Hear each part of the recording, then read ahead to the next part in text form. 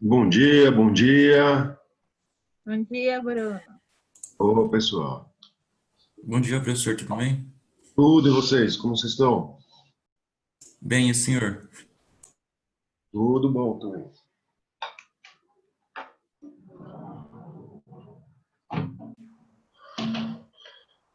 O computador resolveu fechar aqui os arquivos, tudo antes de começar a aula, gente. Eu estou aqui só reabrindo todos eles, por isso que demorou. Sei lá por que aconteceu isso. Aí abriram e abriu agora recuperação automática. Aí você vai saber qual que é o arquivo. Tem 3 abertos agora. Só um segundinho, tá? Tranquilo, Bruno. Eu não sei por que tem 3 abertos. Bom, enfim, vamos nessa. Vamos lá, vai. Bora! Cadê? Achei. Pirim, tirim, tirim. E aí, como é que vocês estão, pessoal? Vamos lá? Achei aqui, tá tudo certíssimo. Olha lá. Mensagem, tudo tranquilo. Ui, vocês estão bem? Quase férias, falta pouco. Depende da sua concepção de bem. Não escutei nada, gente. Depende da sua concepção de bem, de estar bem. Ah, todo mundo já deve estar preparado aí com as passagens compradas para as férias, para o Caribe, né? Viajar para a Europa, dar um rolê aí pela América Latina. Sim, com certeza, que eu não vou nem poder ir ver minha mãe, quem dirá que vai ir para outro lugar. Pois é, né? As fronteiras estão fechadas, né? Principalmente para nós aqui do Brasil. Eu não posso ir para casa, porque tanto minha mãe quanto a minha avó são grupos de risco, né? Mesmo que eu vá de carro, tudo, não dá para arriscar, porque minha companheira diagnostica todo dia. Ontem, 12 pessoas ela diagnosticou, que eles têm teste lá Nossa, no postinho Latá. Então, assim, por mais que ela se cuide, né, mas não dá para arriscar, né? é. Eita, nós. Gente, sumiu o botãozinho. Onde que compartilha as coisas aqui? Sumiu, cara. Prof, o seu é verdinho também? Então vai ficar mais fácil de encontrar. O meu é o quê? Verde. Verde? Não, aqui é Corinthians. Aqui não tem nada de verde, não tem nada aqui, não. Tinha um botãozinho, porque tem que apertar aqui para aparecer do lado.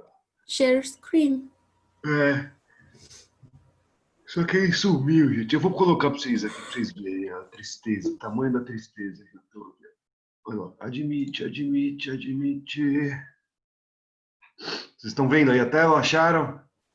Sim. Sim.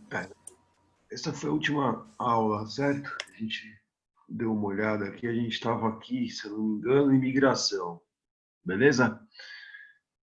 Então tá aí o arquivo. Hoje eu mando esse outro último arquivo aí pro Rubão. Falar com vocês, então, eu estava falando com vocês sobre o segundo reinado. Vamos ver se a gente derruba esse Dom Pedro hoje. E a gente derruba ele de novo depois. O que a gente faz? A gente só derruba. Como é que vocês estão? Férias. Vocês estão preparados para as férias, turminha? Segundo semestre. Todo mundo preparado aí para o segundo semestre? Essas aulas aqui, eu não sei se como é que vai ser daqui para frente. Bom, enfim, não vou ficar especulando aí os vestibulares, mas eu acho que a gente ganha algum tempinho a mais, né? E se ganhar um tempinho a mais ou aula a mais, em história significa que a gente pode aprofundar alguns temas. E eu andei estudando aí algumas coisas, né? Tem muita coisa nova que saiu, tem muita coisa que está se debatendo hoje em dia, então vai saber o que vai cair nesses vestibulares. Então, por mais que pareçam aí que seja coisa nova, que o vestibular vai, sei lá, né, adiantar. Tem gente que fala que vai ser mais simples. Eu duvido, hein? Eu duvido. Então vamos gabaritar aí a história. Falando de história, a gente está no nosso segundo reinado, certo, gente? Falando de segundo reinado, eu falei com vocês, ó, só vou voltar o arquivo bem rápido, ó. Falei com vocês, então, portanto, que a gente vai trabalhar aqui, a gente está quase finalizando, ó, desde 1840, portanto, com o golpe da maioridade, e agora eu estou chegando cada vez mais próximo de 1889, que é a proclamação da República, né? E discutir aí o golpe de 15 de novembro, ou seja, né, mais um golpe no Brasil aí, né? E Dom Pedro, portanto, entra com o golpe da maioridade e sai com um golpe também da República. O que a gente precisa ter em mente, tá? A partir de agora nas nossas aulas, então. Dom Pedro foi um cara que ficou muito tempo no poder. Dom Pedro, portanto, foi um cara que comandou aí o Brasil por longo período. Eu estou querendo mostrar para vocês um pouco como que era a política, principalmente comandada por liberais e conservadores, né? Ambos aí fazem parte de uma elite aristocrática, escravocrata, né? Porém, lá para o final, quando a gente está chegando próximo aí ao século XX, a gente tem novidades, né? E essa elite, então, portanto, ela vai começar a migrar as ideias de uma monarquia que a representava para ideias novas, que é a república. E quem apoia esse movimento e respalda tudo isso é o exército. Só que momentos antes aí da proclamação da república, o exército lutava numa guerra chamada Guerra do Paraguai pelos brasileiros, a Grande Guerra pelos paraguaios, ou a Guerra Ciplatina pelos argentinos e uruguaios aí, né, numa guerra pela pátria, né, pelo Brasil. E essa luta do qual o exército brasileiro comandou aí, né, lutava em nome da monarquia. E sai da guerra como um fator assim da queda do próprio Dom Pedro. Então, muita coisa muda, principalmente a partir da década de 70. Bom, lá na Europa também, né, muita coisa muda. Aqui no Brasil, a gente viu, portanto, também na prática econômica, o Sudeste se confirmando aí com a expansão do café durante todo o século XIX, né? O professor aqui estava estudando umas coisas sobre Europa para vocês, tentando montar uma linha do tempo. Cadê? Eu tentei montar uma linha do tempo aqui para vocês. Quem são os governantes que estão lá na Europa e aqui no Brasil, né? Que a gente também estuda, para a gente ter uma ideia do que esses caras estão fazendo. Então a gente está falando já época aqui de chegar próximo à Rainha Vitória, né? Então o governo aí da nossa amiga Vitória, certo? Deixa o professor tirar aqui isso para ficar a tela inteira para vocês poderem ver. Agora dá para ver, né? Opa. Aí tem uma briga toda, como é que chega a Rainha Vitória? Depois o professor pode contar para vocês. Né? A gente tem o nosso amigo Jorge III, o cara teve 15 filhos, aí, e a Vitória não é nenhuma das filhas dele, é neta, né? Então, quando a gente está falando dessa época do Dom Pedro aqui, nosso amigo Dom Pedro, a gente está falando da época da Rainha Vitória lá na Inglaterra. E quando a gente está falando de segunda revolução industrial, turminha, o mais legal é isso, né? A gente está falando do Brasil, café, e Europa, os caras estão lá inaugurando, né? Eu estava estudando o que os reis aí fizeram. Opa, errei aqui, não é esse. O que os reis estavam fazendo lá na Europa nesse momento? Os caras estavam lá inaugurando estação de metrô. Olha só, e a gente aqui com a expansão do café, né? E metrô que a gente não tem até hoje, né, gente? Para falar a verdade, no Brasil. Bom, enfim, a gente também tem uma grande produção aqui de pecuária, a gente tem uma expansão da borracha, né, a extração do látex através das seringueiras, né, então a gente tem uma ocupação maior do interior brasileiro. Aí. Segundo o Reinado, isso pelo menos né, é efetivado. O Brasil como unidade, um Estado nacional, uma importância muito grande. Formação também lá na Europa, dessa classe operária, dos trabalhadores da segunda revolução industrial. Bom, a gente viu que muito disso vai acabar recaindo aqui no Brasil. Então, a aula passada eu estava construindo com vocês isso, certo? Estou só retomando, né, a última vez aqui que eu retomo esse segundo reinado, para a gente depois só retomar a derrubada dele, ou seja, tudo isso que eu estou colocando aqui está acontecendo. O Brasil está aí em transformação. A Inglaterra continua sendo uma grande potência, uma das maiores potências internacionais, só que começam a surgir outros centros aí, como eu coloquei para vocês, né? Esses centros que se expandem aí com as ferrovias e etc. Esses novos centros começam a competir com os produtos ingleses. Tradução: a oferta de produtos industrializados no mercado internacional está cada vez se ampliando. E essa ampliação do mercado vai de encontro aos interesses do Brasil, que, né, não é industrializado, ele está passando pela grande produção de café nesse momento e ainda é escravocrata. Então, dentro do Brasil, né, a briga aí por manter a escravidão vai também desgastar o próprio império, né? Ter escravos, manter escravos, vai ser um dos fatores ao final do segundo reinado que vai levar também ao desgaste do Dom Pedro. Ele tentou, portanto, olha só que legal, por muito tempo manter a escravidão, porque a elite é escravocrata, mas ter escravos e manter a escravidão foi fator de desgaste para o próprio Dom Pedro, vai ser usado aí. Então, o movimento abolicionista, que toma cada vez mais força ao final do segundo reinado. E eles vão se apoiar, então, o que une todos esses ideais dessas elites que a gente tem no Brasil, de conservadores, de liberais, né? Vai ser o movimento abolicionista, vai ser o movimento também chamado de republicanismo, tudo bem? Então, Partido Republicanos que surgem aí no Brasil, o mais famoso, o Partido Republicano Paulista, porque a gente está falando da época do café, né? A elite, portanto, econômica aqui da região sudeste, ela é influente nisso. E a formação de um partido republicano naquele período vai ser decisivo nisso. Então a gente viu a expansão do café, o próprio café concentra muito capital no sudeste do Brasil, que transforma-se num novo polo econômico, que vai ser também essa grana que concentra-se aqui no sudeste, vai ser investida também na transformação industrial, aqui nos furtos que eu coloquei para vocês na aula passada, industriais do período do segundo reinado. As industrializações do Brasil, portanto, não são definitivas, não são decisivas, né? São industrializações aí de picos e baixas, né? Com relação ao Brasil, principalmente a dependência internacional. E aí eu mostrei para vocês que desde aquela época a gente teve a maior expansão ferroviária do Brasil.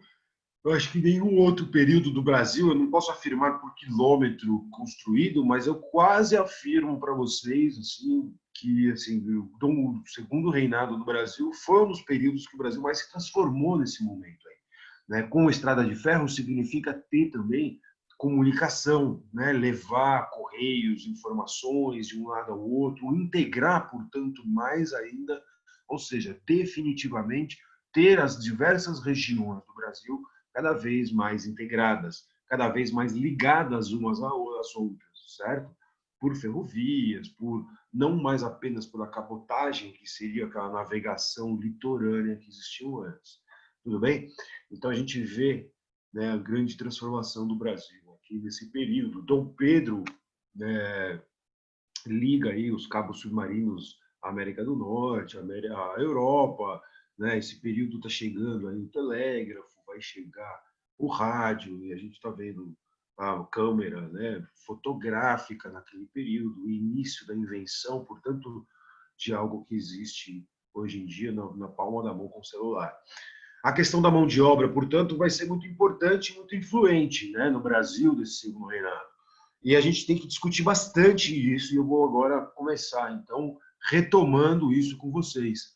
O que a gente fala do segundo reinado é que essa relação Brasil e Inglaterra, né, aliás, a Inglaterra tentando se pôr cada vez mais dentro da América Latina, a Inglaterra vai se colocando cada vez mais com desgaste, vai tendo cada vez mais como pressões, com jogos políticos, entram aí em cena Estados Unidos, outras potências também que querem tomar o lugar da Inglaterra. Então a gente tem um jogo muito grande. E no caso brasileiro, a gente tem uma relação com a Inglaterra desde Dom João, certo? Pressão da Inglaterra, então, desde aquele momento, pela abolição da escravidão, e pressão da Inglaterra, desde aquele momento, pela abertura, né, aqui do Brasil para relações que sejam cada vez mais vantajosas para a própria Inglaterra. Então, os tratados lá, a abertura dos portos, quando Dom João veio para cá, a gente traduz em tratados também durante toda a década seguinte, 1810. Então, eu acho que os vestibulares hoje em dia não usam mais abertura dos portos, eles usam mais os tratados da década de 1810, que Dom João baixou os preços dos produtos industrializados, principalmente da Inglaterra. Lembra, né? A Europa inteira estava dominada pelo Napoleão Bonaparte, né? O primeiro império francês, e a gente sabe que o bloqueio continental lá forçou o Dom João a vir para cá, né? Então, o Dom João acaba aqui tendo relações, ele colocava lá com as nações amigas, mas no caso desse momento, nações amigas tinha só a Inglaterra, né? E o Brasil passa a ser a capital, portanto, do Império Português. Lembrando que toda a elite vem para o Brasil, né? Toda a família real, mais a corte europeia, só que na Europa já estava em franco desenvolvimento o movimento abolicionista. E eles vêm para o Brasil, que é escravocrata. Então começa a ter esse dilema dentro do Brasil, desde já de Dom João. E o Dom João percebe que não vai querer esse desgaste, ele não vai comprar esse desgaste aqui perante a elite brasileira, porque ele está chegando e ele precisava, portanto, manter essa relação. O Dom Pedro, seu filho, muito menos. Ele promete que vai abolir a escravidão e não vai abolir escravidão nenhuma. E todos os governos seguintes, como a gente sabe, aí o próprio Dom Pedro II também promete abolir a escravidão e vai lançando de lei em lei que vai prorrogando cada vez mais essa escravidão no Brasil, que torna o Brasil um dos últimos, se não o último local de escravidão da América inteira, certo? Então, as relações com a Inglaterra vão se transformando. Então, o professor vai acelerar aqui no papo, aqui, ó, falando das imigrações que chegam, a galera que chegou aqui no Brasil, e eu vou direto aqui para a crise do Império. Por exemplo, a chamada questão Christie. Eu estava terminando a aula com vocês disso. A gente sabe que as relações aqui no Brasil, ele é dependente economicamente, então, a aula passada eu estava aqui, tá bom, gente? Eu só acelerei, eu vou voltar de vez em quando em coisas que tem lá atrás, tá? Eu só escrevi algumas coisinhas já antes de começar a aula aqui com vocês, só para me direcionar. Então, o Brasil é exportador de café, dependente economicamente da Inglaterra, certo? Tanto por empréstimos quanto pela importação dos produtos industrializados, porque o Brasil não é industrializado, precisa, portanto, comprar ali, né, da Inglaterra ou qualquer outro produtor de produtos industrializados. A Inglaterra é a maior potência. Com a Revolução Industrial surgem novos centros financeiros que fornecem esses produtos industrializados. Então, novos centros financeiros, coloca aí Estados Unidos, certo? França, vamos colocar aí Alemanha e Itália, já para o final do século, Itália, né? Mesmo que eles passem por guerra, por exemplo, certo? Por exemplo, aqui, Estados Unidos, França, Alemanha e Itália, certo? Ameaçam a hegemonia inglesa. Só que só vai cair isso daí com a Primeira Guerra Mundial. No fundo, né, a Europa continua grande potência. A Inglaterra vai ser a maior potência que luta contra o tráfico de escravizados, certo? Contra a escravidão também, né? Então a Inglaterra vai ser muito influente na abolição da escravidão. Tudo bem? Posso seguir aqui? Relações Brasil e Inglaterra. Desde 1808, coloquei para vocês, certo? Dom João, olha lá. Dom João já tinha acordos, eu coloquei a abertura dos portos e tratados de 1810, tudo bem, gente, aqui, certo? Lembrar das pressões inglesas pela abolição da escravidão, tudo bem, gente? Estou indo devagarzinho aqui. Dom João tinha acordos diversos com as nações amigas, no caso da Inglaterra. O Rio de Janeiro, capital do Império Português, né? Ter aí uma nação europeia dentro da América, ao mesmo tempo escravocrata. Dom Pedro também havia prometido acabar com a escravidão, né, até 1830, também não faz nada disso. E no período regencial a gente tem uma certa lei que é lançada logo no início do período regencial, e é chamada as leis para inglês. Já no segundo reinado, quando Dom Pedro assume o poder, ele vai reformular as leis, né, que vinham de antes, e principalmente essa tal lei aí, né, a chamada Tarifa Alves Branco, que é a não renovação, ou seja, revoga-se os tratados do pai do Dom João, né, não do pai dele, do avô, aqueles tratados que vinham lá de 1810. O que é a revogação dos tratados de 1810, certo? Por que isso acentua uma crise diplomática com a Inglaterra?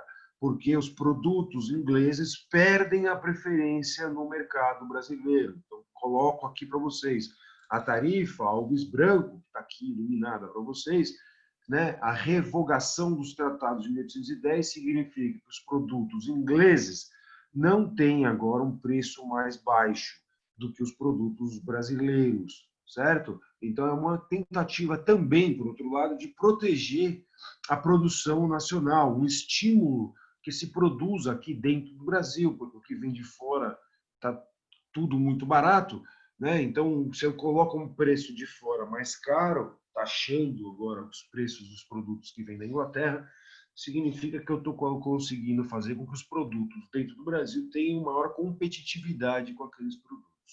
No ano seguinte, em resposta a isso, a Inglaterra, né, lança uma lei chamada Bill Alberdin, né, promulgada, portanto, pelo parlamento, lá na Inglaterra, que proíbe o tráfico de escravizados no mundo inteiro, né, e pode, então, inclusive, capturar navios, né, prender aí a sua tripulação, levar para a Inglaterra e julgar essa tripulação e mandar os cativos que estivessem dentro do navio de volta para suas terras. Isso para suas terras, entre aspas, tá, gente? Os caras escolhiam um lugar lá na África para devolver, certo?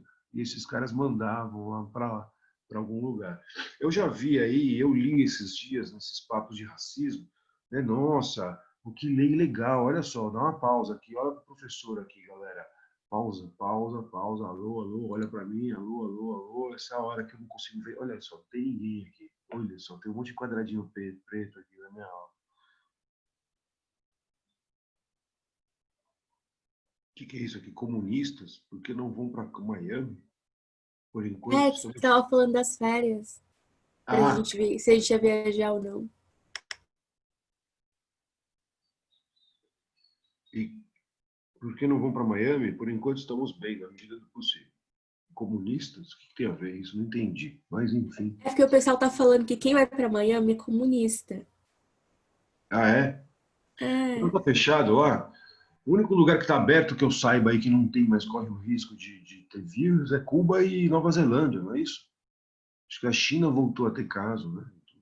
Bom, enfim, volta para o professor aqui, voltando. Ó, a Inglaterra lança uma lei chamada Bill Alberdin. Eu não debati ainda com vocês todas essas leis. Então, os vestibulares gostam de criticar essas leis. Olha que louco. Eu pego um navio no meio do Oceano Atlântico, pego a tripulação, ou seja, os caras que estão pilotando o navio, levo para a Inglaterra e boto para julgar. Geralmente condenado à morte, de enforcamento e por aí vai. E pego os cativos, a galera, e mando de volta para a África. Olha só como eu sou bonzinho, né? Olha que legal. Peguei um navio cheio de cativos e vou devolver eles lá para a África. Para onde? Da África, né? Os caras são frutos de uma conquista, de uma guerra que teve na África. Vai saber de qual etnia esses caras são. A Inglaterra não tem porto em toda a África e manda em toda a África. Ela tem porto em certos lugares. Então ela vai pegar os navios e devolver no porto do qual a Inglaterra tem onde atracar. E quando ela vai devolver para a África, naquela região, você joga lá, deposita uma galera que não é de lá, né? Como se estivesse fazendo um favor aí para tudo isso. Óbvio que é uma pressão gigante pelo fim da escravidão. Mas esse negócio de, eu vou capturar os navios, foram centenas de navios, né? E a gente tem relatos desses navios e todo ano eu tenho que contar essas histórias. relatos de que navios eram capturados pela Inglaterra, presta atenção aqui, e esses caras levavam a tripulação para ir embora, né? Presos, vocês estão presos. Então, para um navio do lado, lá vai para a viatura, manda para o camburão, os caras vão presos. E os cativos vai agora ser pilotado no navio. Os caras soltam, que legal. Os caras vão lá no navio, entra dentro do navio, não sei se vocês já viram alguma réplica alguma vez de algum navio tombeiro, né? Esses navios negreiros que existem, certo? Esses navios aí, tem uma réplica lá no Ibirapuera, ali no Museu Afro, se vocês quiserem visitar, dentro do Parque do Ibirapuera tem uma... Então é um naviozinho pequeno, né? Que cabia muita gente dentro ali, tudo deitado, né? E os caras eram tudo algemados num biombo, assim, que ficava ali, todo mundo deitado numa travessia, numa viagem aí de dias, né? De problema, com um grande problema. Olha só, o inglês sobe no navio quando ele... descobri aqui, gente, tem um barulho fazendo, é o meu celular aqui fazendo barulho. Um barulho estranho, desculpa, gente. Quando os ingleses sobem no navio, perdão, os ingleses sobem no navio, eles vão soltar, nossa, aí vem aquele papo, né, do humanismo. Olha, vamos soltar esses cativos que estão todos mundo, né, acorrentados num biombo aqui no fundo do navio, blá, blá, blá, blá, blá. Só que não tem espaço, o navio é pequeno, o navio tombeiro, certo? Ele tem acho que 20 metros, tinha 200 pessoas embaixo. E soltam os caras lá embaixo. Só que os caras vão geralmente devolver, né, os cativos, né? Puta, travou, caiu. Alô, vocês estão me vendo aí, gente? Sim, professor, Sim. normalmente. Ué, tá que eu saí aqui do Zoom? Tá aparecendo essa mensagem para os professores, normal. Deixa quieto. Sim. Qualquer coisa a gente te avisa no privado que você caiu. Tá bom. Ó. E aí os caras vão cruzar lá embaixo, então a gente tem lá o périplo da África, né? E lá embaixo o sul, né? Onde é a África do Sul, ali é um dos lugares mais turbulentos, né? Do oceano, encontro aí entre o Atlântico e o Pacífico ali, né? África do Sul. E os caras vão cruzar ali porque geralmente a Inglaterra ia levar esses escravizados nesse período, desembarcar ali, mais na região, por exemplo, de Madagascar, né? Então, ou seja, você tem a África, passa, né, o sul, África do Sul, eles vão desembarcar lá do outro lado, né, perto em direção à Índia. Então, vai navio, né, o navio vai balançando ali, quando vai o navio balançando, o cara tinha soltado todos os cativos no fundo do navio. Esses cativos aí ou morriam afogados ou eles morriam soltos lá embaixo, de um lado para o outro, lá sem cuidado nenhum, tudo jogado para um lado para o outro. Então, né, nesse intuito aí de capturar navios, de prender, de julgar os traficantes, funciona como uma pressão política, mas humana, né, a questão humana de capturar o navio, eu vou soltar os escravizados aqui que estão aqui no fundo do navio, eles também continuavam morrendo, né, porque até levar eles a serem colocados num lugar, né, numa terra, quando eles depositam essas pessoas nessa terra, da qual não é mais a terra deles, de onde eles viviam, os caras foram capturados, feitos escravizados, né, vendidos num porto em algum lugar ali, né, e eles depositam esse novo grupo em uma outra região, gera um conflito. Então, se os caras sobreviveu à viagem, quando ele chega na região, né, isso era normal também, desde a época do tráfico de escravos, aqui no Brasil, né, a grande maior parte dos caras morriam na viagem aqui para cá, né, no Oceano Atlântico, e muitos morriam já logo no primeiro ano. Então era muito a escravidão, né, e o tráfico de escravizados, a letalidade era altíssima, certo? Desses grupos. Fora que os caras não tinham, né, uma grande expectativa de vida aqui no Brasil. Então, continuando aqui com vocês, né, eu estou colocando para vocês, então, portanto, que em resposta aí ao Brasil não ter assinado, né, os tratados que favoreciam a Inglaterra, que era de 1810, com a tarifa Alves Branco em 44, a Bill Alberdin aqui já pressiona, porque o Brasil é totalmente dependente da escravidão, né, a expansão do café aqui, né, a gente está falando logo do início do segundo reinado. Lembra que o golpe foi em 40. Em 44 não revoga, em 45 a Inglaterra pressiona pelo fim da escravidão. O Brasil dá uma enrolada e vai lançar aí o fim da escravidão, o tráfico de escravizados, só em 1850. Gi Belo, vamos lá, Gi, você teve dúvidas. Diga, alô.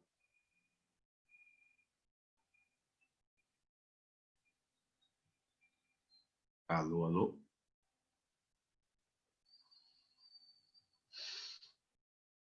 Bom, vocês estão me ouvindo aí, gente? Tudo certo? Sim, eu Sim, acho que o professor. áudio dela não tá funcionando. Quando conseguir, entra aí e fala com a gente, Gi. Estou à disposição. Bom, nisso agora eu vou começar então a falar fatores, tá? Que são fatores, perceba a minha narrativa. Eu estou colocando não mais como as aulas anteriores. Olha, Dom Pedro foi isso. Eu estou colocando agora uma narrativa nas minhas aulas, certo? O oposto àquilo tudo, que são narrativas que são de desgaste. Olha só, Dom Pedro enfrenta a Inglaterra. Ou ele fica a favor da Inglaterra, ou ele vai ter que ficar a favor aqui da elite escravocrata brasileira. Então ele começa a se jogar aqui, né, nesse jogo dentro do Brasil, e um desses grandes jogos é com a própria Inglaterra. E atritos diplomáticos com a Inglaterra ocorrem, né, que a gente chama de questão Christie, ocorrida em 1860, na década de 60. A década de 1860, né, ela é uma década impressionante de acontecimentos aqui no Brasil, na Europa e por aí vai. Estamos falando da Guerra de Secessão nos Estados Unidos, a gente está falando da Revolução Industrial, né, morte de reis e rainhas lá na Europa, revoluções, guerras de unificação lá na Europa, o nacionalismo, né, o antigo regime definitivamente cai fora, são perseguidos esses caras, e por aí vai. E o Brasil, né, a gente está falando, portanto, já que a Inglaterra, então, atrito aqui Brasil que eu coloquei para vocês, ó, a Inglaterra da Rainha Vitória, né? A Rainha Vitória que governa aí, se eu não me engano, por acho que 80 anos ela fica no poder lá, certo? Ela é aí Highlander, né? Os caras gostam lá de Vitória, Elizabeth, lá os caras ficam bastante tempo no poder. E essa Rainha Vitória vai negociar aqui com o Brasil. E essa Rainha Vitória, olha que louca, ela é casada, né? O tio dela, na verdade, é um cara chamado Leopoldo I, um dos tios dela, aí, que é o irmão da mãe dela. O irmão da mãe dela, portanto, tio da Dona Vitória, da Inglaterra, chama-se Leopoldo. E esse Leopoldo I não é nada mais, nada menos do que o rei da Bélgica, certo? Então, assim, por que o professor está falando isso? Presta atenção, olha o professor, dá uma prestada atenção aqui no professor. Nesta semana, nesta semana, olhem os noticiários, vocês que vão entrar em férias, tem tempo agora de sobra, saiu nesta semana o rei da Inglaterra pedindo aí desculpas pela escravidão. Então, vamos lá, o professor coloca aqui, ó, rei da Inglaterra não, Bélgica, certo? Colocando... Deixa eu pôr a notícia aqui para vocês.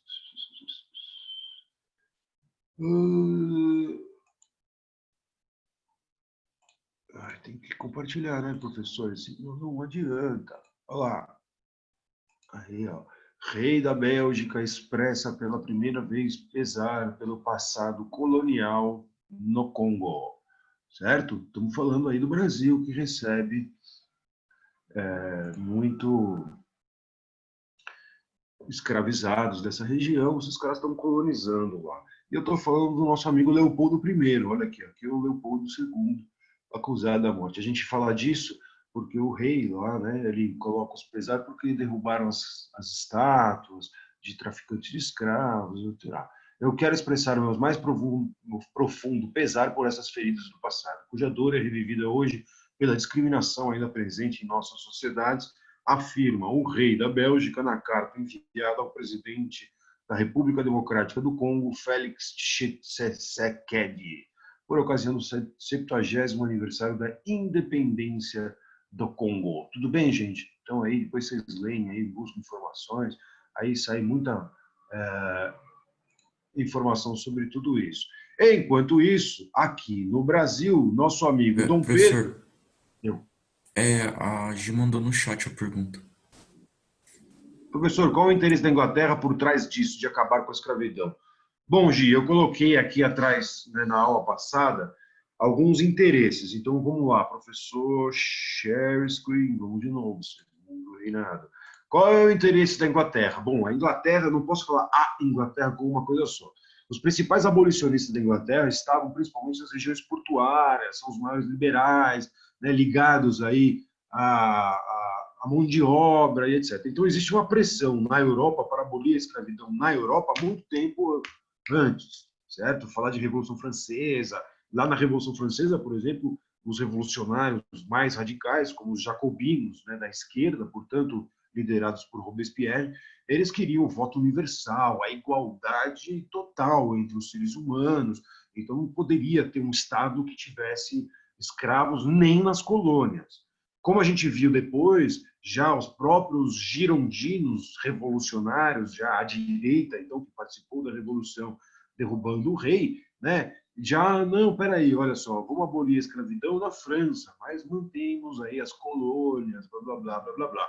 Uma das maiores revoluções que a gente vê acontecer nesse período é a Revolução Haitiana. A independência do Haiti se deu aí por ex-escravizados que se colocam libertos e vão capturar os próprios senhores, né? Vão se levantar aí, derrubar, né, toda a elite local. Vai ser uma revolução de baixo mesmo, do povo, dos ex-escravos que tomam o poder e proclamam, além de tomarem o poder, conseguem proclamar a independência do próprio Haiti. As notícias de que o povo pudesse se juntar e proclamar uma independência faz com que esses caras, opa, vamos pensar bem. É melhor a gente manter esses caras aqui do nosso lado, trabalhando para a gente, com mão de obra, que afinal é o que nos interessa, do que ver o que aconteceu no Haiti se espalhando aí pelo mundo inteiro, pela história. Então, existe sim, dentro da elite, no caso do Brasil, da Inglaterra, uma ideia de que, e pronunciamentos dentro do Senado, dentro do parlamento, né, no caso da Inglaterra, da Câmara dos Comuns, de que evitemos um novo haitianismo, evitemos que essas ideias do Haiti se propaguem, se difundam por aí, blá, blá, blá, blá, blá, blá. Existe também dentro da Inglaterra um grupo que são mais religiosos, e esses grupos religiosos vão pregar através do discurso humanista, né, que eles são libertadores, portanto. Então existe aí uma ideia de tudo isso.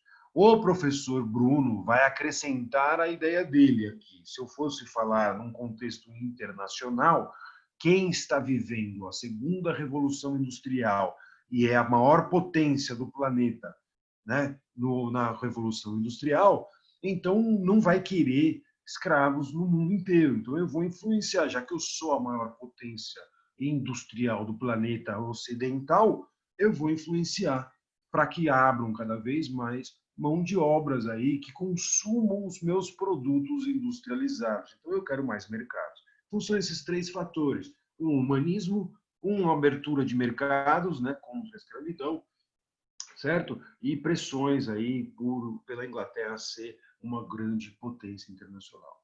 Tudo bem? Aqui no caso do Brasil, essas pressões mostram que o Brasil... Oi, gente, quem que teve dúvida aí? Vamos lá, chat. Apareceu alguma coisa? Não. Gente. Não, professor, a Gi só me agradeceu só. Ah, valeu. Seguindo então em frente, vamos lá. O nosso Brasil aqui, a gente tem um cara chamado William Dougal Christie. Certo? Christie. Esse cara é embaixador da Inglaterra no Brasil. Vão ocorrer alguns episódios aqui. 1860, como eu falei no fim da aula passada, ele vai usar a própria autoridade para acobertar aqui os marinheiros que tinham assassinado um agente alfandegário no Brasil, e ele vai usar o seu poder para não prender esses marinheiros ingleses aqui no Brasil. Obviamente, a gente vai ver manifestações na rua, certo? Essas manifestações aqui na rua contra a própria Inglaterra, né? No litoral do Rio Grande do Sul, olha só, naufrágio do navio inglês chamado Príncipe de Wales, aí, ó, Prince of Wales, né? Príncipe de Wales, como a gente sabe aí, o Príncipe de Wales, a própria Carlota era de Wales, né? A gente está falando, Carlota, a nossa Carlota Vitória, ela era princesa de Wales, né? Seria a que ia tomar o lugar aí no caso da nossa rainha Vitória da Inglaterra, mas não sou. Ela acabou morrendo um pouquinho antes. E esse navio ele acaba sendo roubado, porque ele vai atracar no porto lá no Rio Grande do Sul, né? Ele bate lá, tem um problema, e ele vai acabar com essa carga roubada. O embaixador William Christie, aqui no Brasil, né? Ele vai levantar as asas e a pompa toda, como se ele fosse aqui pedir exigências, né, para o Brasil. Ele vai querer que as investigações do roubo das cargas dos navios aqui ingleses sejam acompanhadas por um oficial inglês, ou seja, que a investigação, portanto, tem aí, ou seja, ele está chamando a polícia brasileira aqui de interesseira, né? De que, olha, essa polícia do Brasil aqui pode ter aí envolvido, está envolvido aí em interesses do próprio Brasil.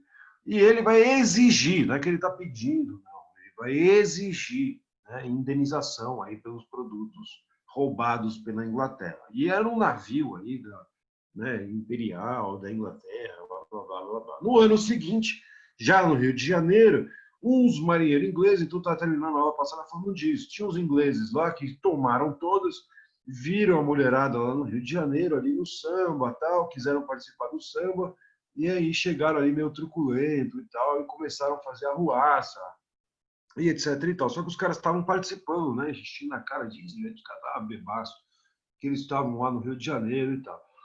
Quando eles confirmam, vão presos, a polícia vai lá, prende os caras. Pô, o que vocês estão causando aí, metendo a mão na bunda das mulheres, chegando assim, o negócio não é assim, blá, blá, blá, blá, blá, blá, blá. Quando os caras são presos, eles mostram o documento, eles falam que eles são ingleses da Marinha. Puta, fudeu, né? Liberta os caras, chama o embaixador. E o embaixador não é aquele carinha muito gente boa, né? O cara vai pedir de novo. Não, vou exigir de novo que o Brasil se retrate sobre tudo isso. O que é isso? O Brasil não pode prender oficiais ingleses, né? Blá, blá, blá, blá, blá, blá, blá. Eu exijo que o Brasil, ou seja, o cara quer mandar no Brasil mais do que o Brasil, né? Ou seja, o Brasil não tem lei, o Brasil não tem... é ele que manda no Brasil, certo? E ele vai falar que o Brasil tem que pedir desculpa, né, para a Inglaterra. O Dom Pedro manda uma banana para ele, né? O Dom Pedro recusa, portanto. O embaixador inglês vai falar assim, então manda prender aqueles 5 navios brasileiros ali que estão no Rio de Janeiro. Ele manda prender 5 navios. Manifestação no meio da rua, quebra-quebra, persegue ingleses, aí isso tudo, né, vai levar a uma negociação. E quem vai negociar, olha aí porque o professor estava falando, era aquele cara, o tio da Rainha Vitória. Ele recebe nesse momento, o senhor Leopoldo I, rei da Bélgica, recebe essa notícia e vai intermediar todo esse tratamento. Por mais que ele seja tio da Rainha Vitória e seja rei da Bélgica, esse cara vai convencer o Dom Pedro a pagar a indenização pelo roubo de carga, mesmo que a Inglaterra não pague e não peça desculpas. O Dom Pedro rompe relações com a Inglaterra, manda a Inglaterra, então, quer dizer, pega seu embaixador e pega toda a Inglaterra e parte-se daqui, 1863, então, portanto, rompe-se as relações diplomáticas. E quem vai conseguir reaver essas relações diplomáticas e da causa julgada a favor do Brasil é o senhor Leopoldo I, lá, rei da Bélgica, certo? Que vai convencer a Rainha Vitória a pedir desculpas ao governo brasileiro, que aceita o seu pedido de desculpas e retomam as relações com o Brasil. Para quem está anotando no seu caderninho, 1863 a 65, que teve aqui o rompimento das relações diplomáticas, 64 já tinha começado a famosa Guerra do Paraguai, certo? Uma das explicações da Guerra do Paraguai é o imperialismo aí e as interferências da Inglaterra. Então, acho que fazer as pazes com o Brasil nesse momento também tem a ver com esses interesses da Inglaterra.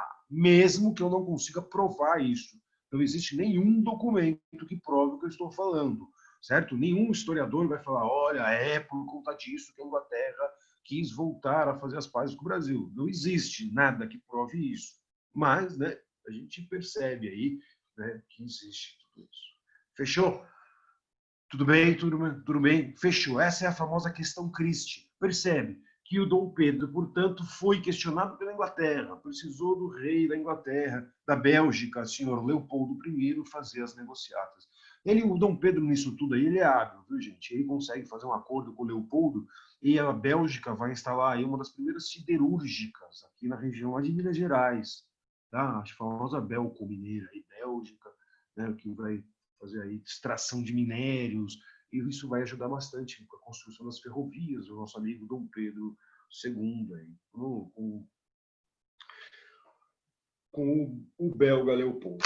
Bom, questões internacionais com o Brasil não se remete apenas à Inglaterra. O Brasil passa agora aqui a ter outras influências, como a famosa Guerra do Paraguai. A nossa guerra, que a gente chama aqui no Brasil de Guerra do Paraguai, ela não tem o mesmo nome, afinal, porque a guerra influenciou aqui, envolveu Brasil, Uruguai, Argentina e o Paraguai. Hoje, para os paraguaios, a guerra, né, ela é chamada como a Grande Guerra. Para a Argentina e o Uruguai, é chamada Guerra Platina. E o Brasil coloca lá a Guerra do Paraguai, como se a culpa de toda a guerra fosse do Paraguai. Então, né, o Brasil sempre é assim, né? Brasileiro, não fui eu, foi o Paraguai. Então, o que é a Guerra do Paraguai? Ah, malditos paraguaios. Brasil, o que o Brasil fez? Acabou com o Paraguai. Grande parte do que o Paraguai é hoje, grande parte da tragédia colocada lá no território paraguaio, né, ou qualquer crítica que você faça ao Paraguai, tem a ver com as influências do que o Brasil destruiu o Paraguai. Saldo da guerra, por exemplo, significa que quase que metade das tropas aí, uruguaias e e argentinas morreram. É um número bem grande. Tropas brasileiras, coisa de 60 mil. É um número altíssimo, certo?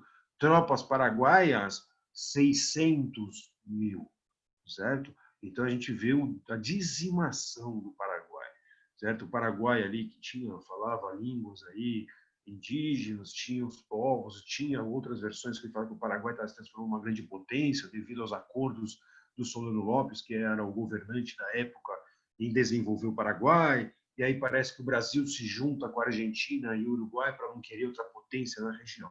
Bom, conflitos armados ocorreram lá e vêm ocorrendo lá desde das guerras de independência, certo? Em toda a região do Prata. A região do Prata é importantíssima para a ligação entre a região do interior, portanto, aqui do Mato Grosso, da Argentina, Uruguai, Paraguai, né, com o oceano. Então, são disputas aí que levaram à guerra, são disputas que colocam a livre navegação dos rios lá na bacia, chamada Bacia do Prata, que querem, né, aí uma das versões fala assim, ó, nenhuma dessas potências queria um estado rival aí muito influente nesse momento. Há quem diga que foi por isso que a Inglaterra também não queria nenhuma potência industrial que competisse com ela. Vamos lembrar? Região ali do Prata, portanto, né, foi uma colônia espanhola, lembrando que o Uruguai, né, a região que a gente chama de Uruguai, foi lá a banda oriental na época de Dom João, 1816, quando ele se transforma em Dom João VI aqui no Brasil, ele anexa aquela região lá do Uruguai ao Brasil, né? E a luta do Uruguai de independência vai ser contra o Brasil de Dom Pedro I, do filho de Dom João, até 1828, de 1825 a 28, então são 3 anos de grandes guerras, e é um dos fatores de desgaste de Dom Pedro I, do pai do nosso amigo Dom Pedro II aqui. A Argentina também passa por guerras ali, já no início do século XIX, de independências, e o Paraguai, idem, né? Então existiam ali rumores, né, da formação desses caras de um grande Estado, portanto, que eles queriam se juntar, se unir para montar ali no Paraguai uma grande potência. Existiam ideias de que a Argentina e o Uruguai tinham se juntado, né? A Argentina apoia a luta de independência do Uruguai, certo? Contra o Brasil. O Uruguai se separa numa guerra em que o Dom Pedro perde, certo? Com o apoio da Argentina. Então começa um atrito de interferências grandes aqui. São várias e várias guerras, certo? A primeira, então, colocada como Guerra Platina, né? Então essa independência do Uruguai aqui de 1828, ela é a chamada Primeira Guerra que a gente tem aí internacional, como a chamada Guerra Cisplatina. Guerra Cisplatina. Se eu fosse chamar uma segunda guerra aqui, que ocorre no interior aqui do Brasil, seria entre 1850 e 51. Já uma terceira guerra aqui no Brasil vai ser entre 1852, vai ser lá em 1852. Então, aqui, vamos lá, pessoal. Eu só vou por nome, porque eu não vou ficar narrando tudo isso, que eu acho desnecessário. Aqui, guerra contra Urquiza, certo? Aqui, guerra contra Rosas. Aqui, 1864 até 1870, a nossa famosa guerra do Paraguai. Ô, professor, peraí, explica isso daí, certo? A gente pode colocar aqui outras coisas? Podemos. A gente pode colocar... Ai, professor, vamos lá, vai. Coloca aí, guerra contra Aguirre, certo? Quando, professor? 1864, 65. Vejam, interferências. O Brasil, portanto, eu vou pôr só nomes aqui, só para vocês lerem de quem eu estou falando. Urquiza, certo? Rosas, esses caras eram comandantes, né? Argentina e Uruguai. A gente está falando de grupos que tinham se juntado neste momento. Dentro da Argentina também existiam grupos que eram federalistas e grupos que eram mais centralizadores, que eram chamados de unitaristas. Federalistas queriam mais autonomia às províncias, maior independência às diversas regiões. E os unitaristas queriam a centralização do Estado na região lá de Buenos Aires, certo? A região ali que dominaria, controlaria tudo isso. Como a Argentina havia apoiado a independência do Uruguai, então essa relação entre a Argentina e o Uruguai é muito próxima. Os estancieiros do sul do Brasil não gostam muito desta proximidade, porque os estancieiros lá no sul, esses caras vão competir com a produção lá daquela região. E quando a Argentina e o Uruguai ameaçam tomar e dominar a região platina, significa uma ameaça à produção dos nossos amigos lá do sul, certo? Então, colorados lá no sul vão lutar aqui a favor do Brasil com o apoio do nosso amigo Dom Pedro. Então, colorados vão lutar contra a Argentina de blancos. E esses caras são derrubados. Olha só, tradução. Dom Pedro II não quer nenhuma potência que domine a região do Prata, não quer nenhuma potência que ameace as negociações brasileiras, não quer nenhuma potência competindo com o Brasil, que é o maior império aqui da América do Sul. Então, o Dom Pedro vai usar o seu poder, a sua força, contra esses governos que ameacem ou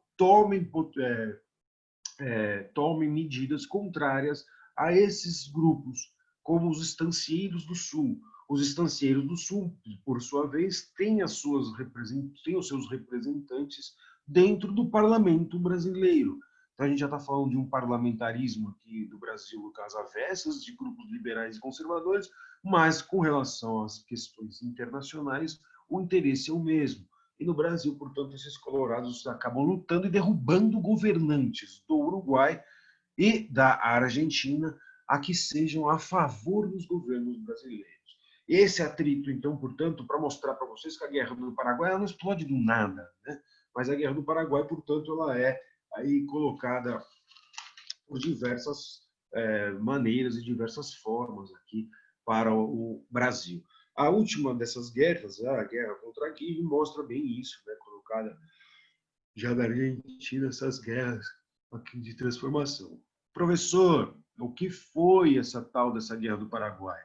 A Guerra do Paraguai foi uma guerra que envolveu aí a Tríplice, né, como é chamada ali pela grande parte dos argentinos, a Guerra Tríplice, porque envolve aí um exército que vai ser um único exército que, em nome dessa aliança tríplice contra o Paraguai, ou seja, Uruguai, Argentina e Brasil, contra o Paraguai. O Paraguai era governado por um cara chamado Solano Lopes. Solano Lopes tinha grandes acordos aí com a Inglaterra. Uma das versões que se diz é que o Paraguai, portanto, tinha se transformado numa grande potência, se desenvolvido, blá, blá.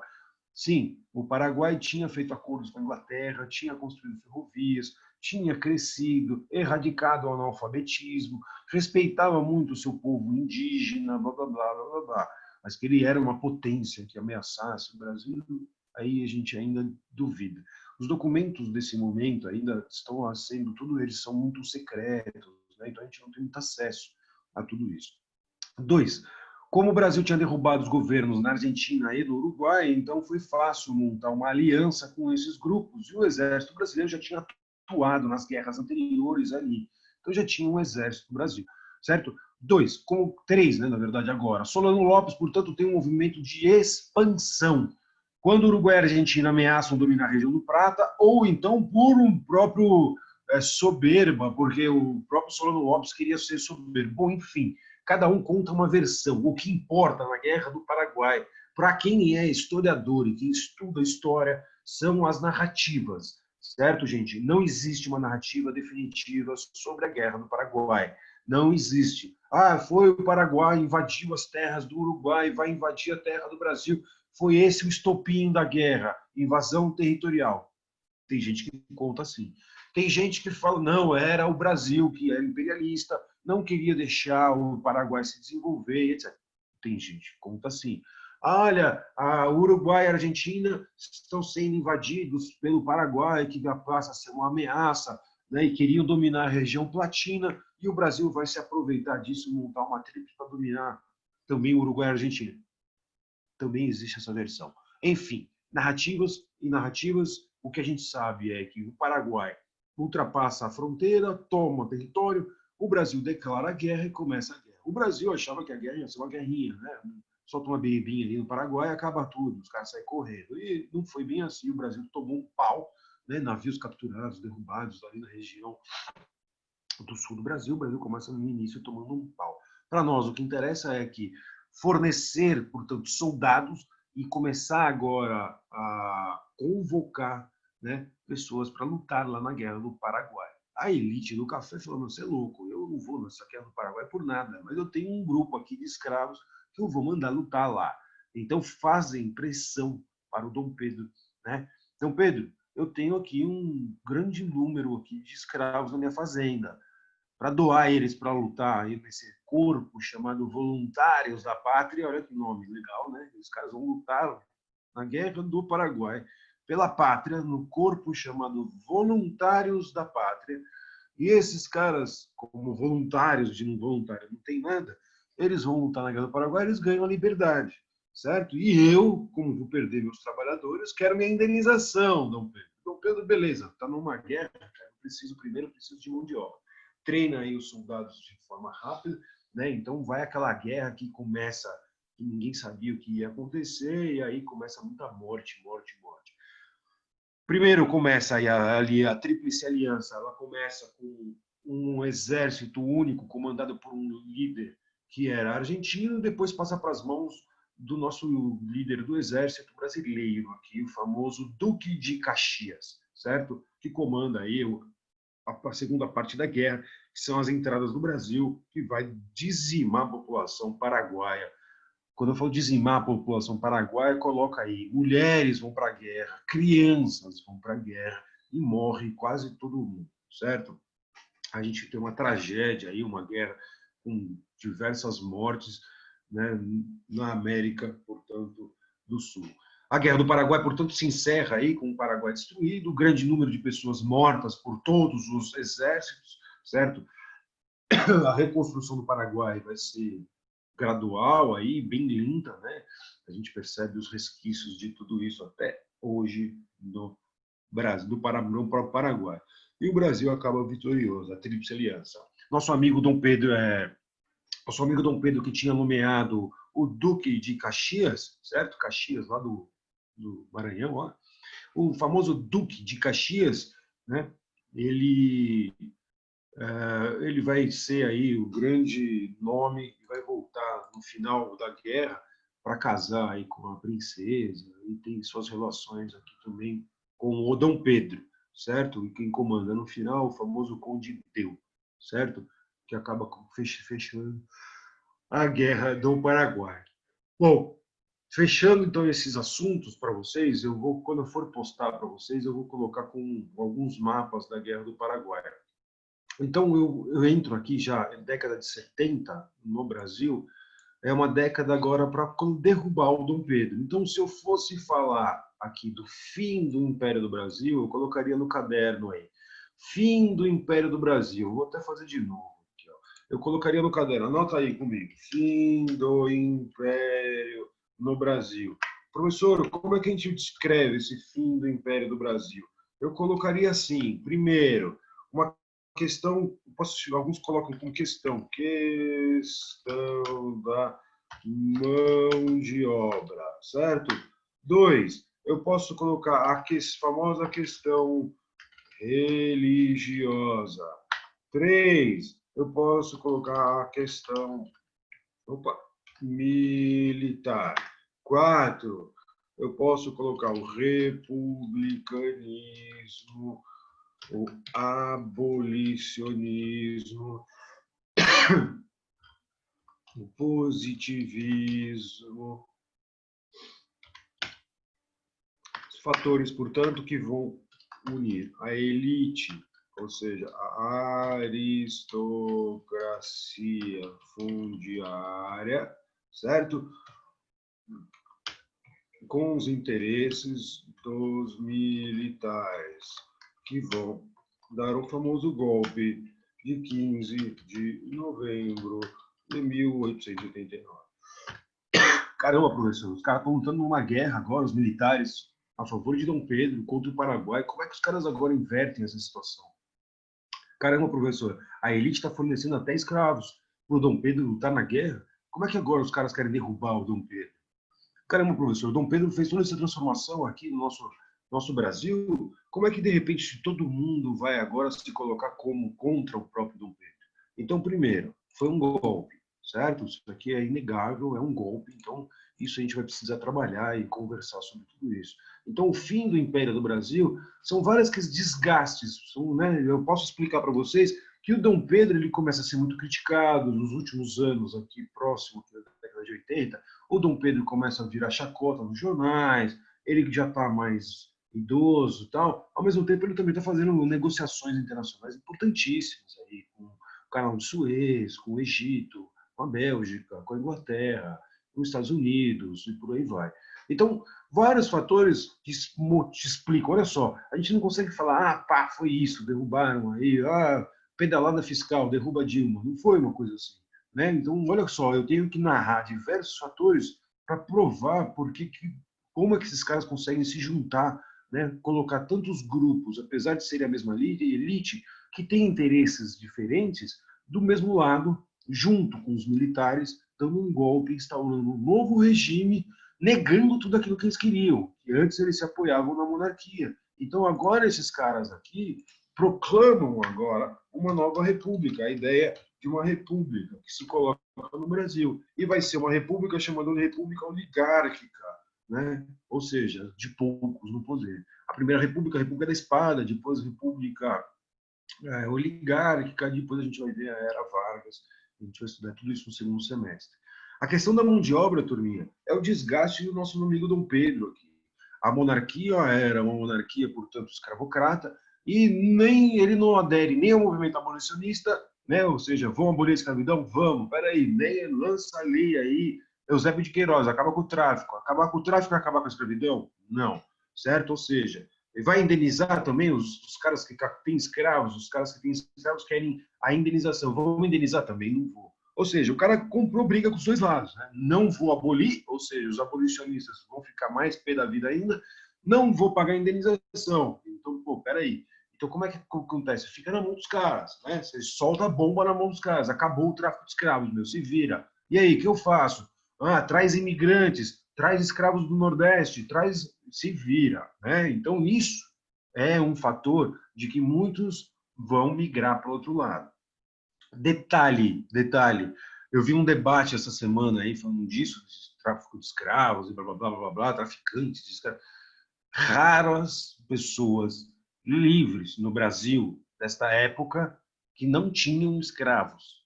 Inclusive, ex-escravos que tinham comprado a sua própria alforria também eram posses de outros, eram donos de outros escravizados. Nossa, que é isso, professor? Que é isso? Como é que pode? Não é para justificar nada isso, certo? É só uma constatação. Porém, ter escravizados, às vezes, o cara, né, compra a própria mulher, o cara compra, né, ele não consegue comprar alforria, ele começa a alugar o título da mulher, da própria mãe, de uma família, e etc. Prefere trabalhar como aquele escravo de ganho que eu coloquei para vocês, que existiam.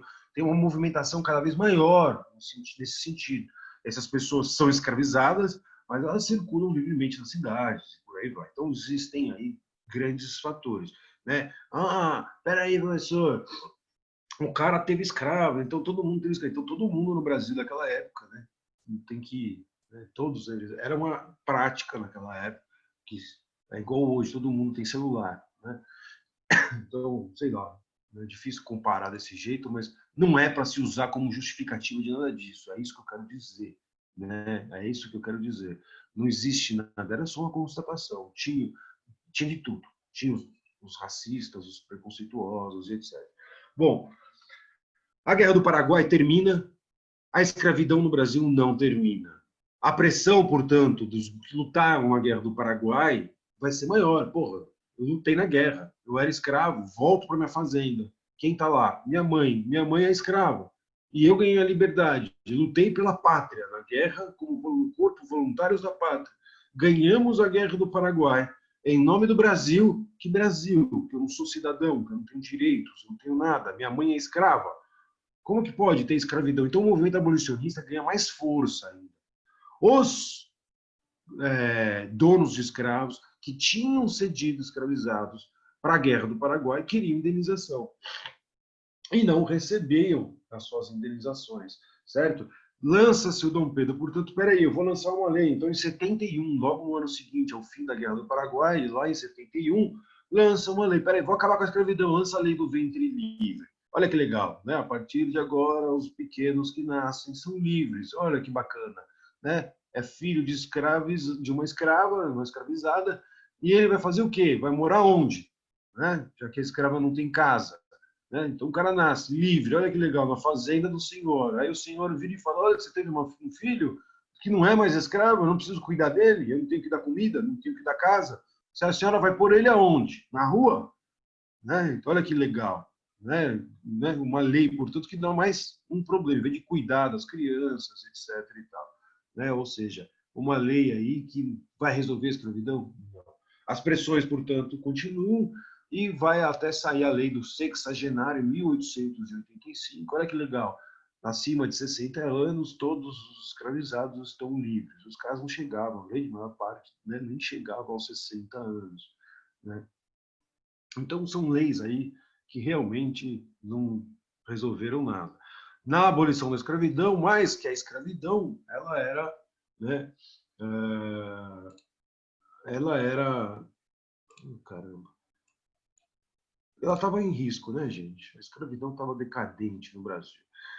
Eu li um livro esses dias que fala o seguinte: o número de escravizados no Brasil, já aí na abolição com a Lei Áurea, em 1888, ou seja, um ano antes aqui, ela já não era um grande número de escravizados que existia no Brasil. Então, eu não acredito, né? O Brasil tinha bastante, tem bastante relação com esses episódios. Percebam que tudo isso leva a cada vez mais formação de quilombolas, de fugas, de lutas, de brigas, de resistências, de movimentos nos interiores, a formação de cada vez mais comunidades, né, dentro do próprio sistema para libertar escravos, comprar alforrias, comunidades negras, a Irmandade Negra, a famosa Irmandade que luta, né, dentro, através, às vezes, de corpos religiosos, alguns padres e algumas igrejas que ajudam nessa luta desses caras. Então, é uma sociedade que vai se dividindo, vocês percebem? Né? A escravidão, apesar de ser aí abolida internacionalmente, etc., no Brasil é uma resistência, vai se prorrogando, se prorrogando, se prorrogando. E assim, nada, né? Ninguém fala nada, não, deixa para lá. Não, o Brasil não tem racismo, não, o Brasil não tem nada, não, machismo no Brasil não existe, não, que isso, Brasil desigualdade não tem, Brasil, que isso, direito, você tem que escolher, ou você quer direito ou você quer emprego, e no final você não tem nem direito e você não tem emprego. Ou seja, o Brasil, né, a gente tem as nossas raízes aqui, de uns discursos muito falhos de tudo isso.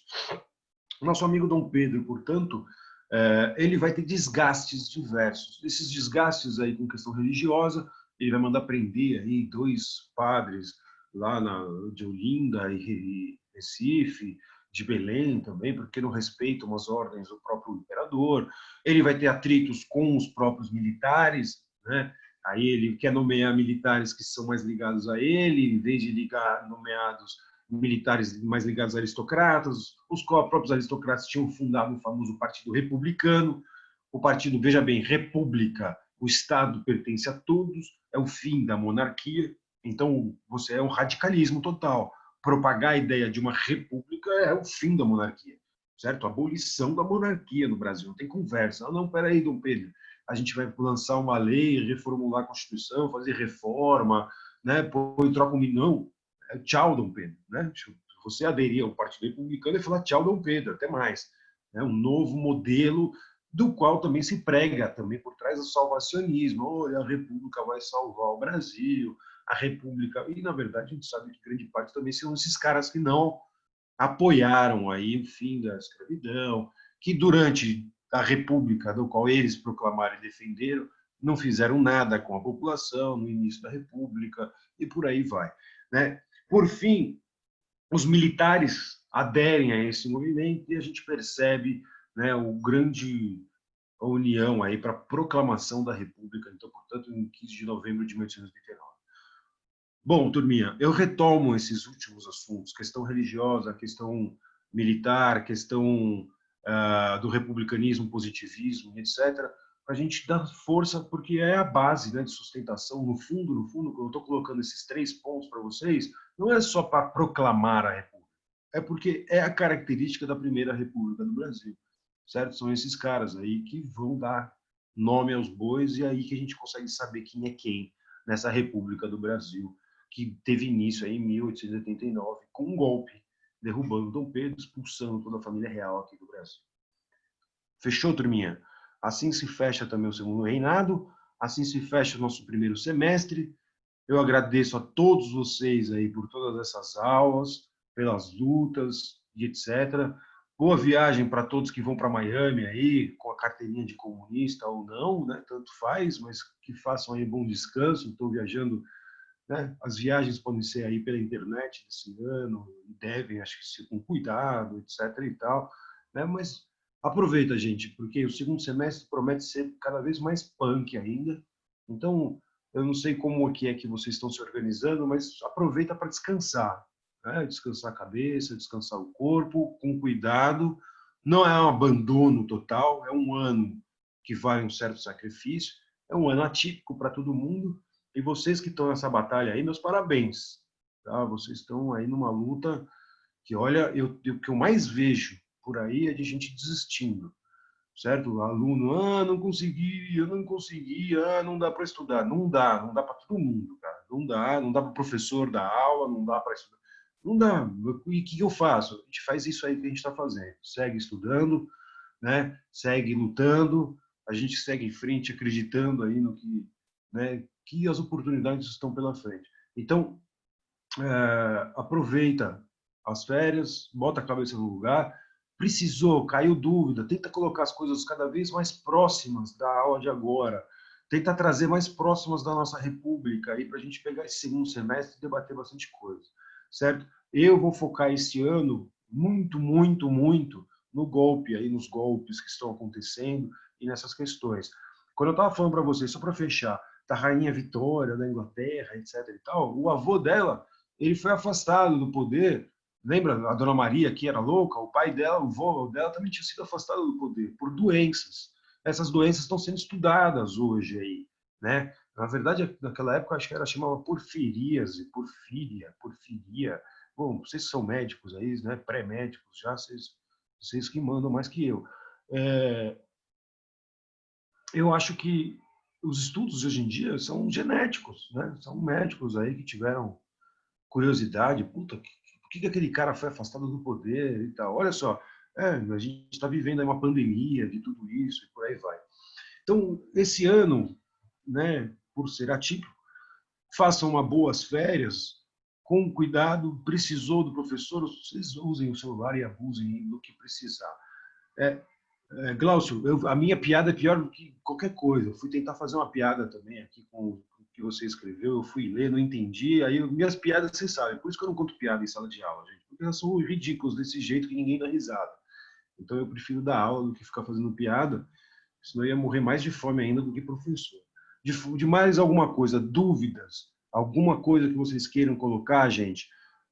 David, percebe que assim, eu dei uma aula mais que te agrada escrevendo junto com você, mas em algumas aulas eu vou precisar dar no jeito que mais me agrada e algumas outras aulas a gente vai tentando juntar aí as ideias na mesma coisa. Tudo bem? Mas, professor, tranquilo, eu consigo acompanhar mesmo assim. Mesmo na parte que você foi. Que já estava escrito, eu consegui acompanhar tranquilo. Tá bom. Sabe? Porque às vezes eu fico aqui digitando, eu tenho que trocar a tela, Sim. entendeu, David? Para mim ter uma Uhum, tela, eu tenho que ficar apertando o botão, ele trava aqui. uhum, É só esse o problema. uhum. Mas isso aí é normal, a gente tem que se virar.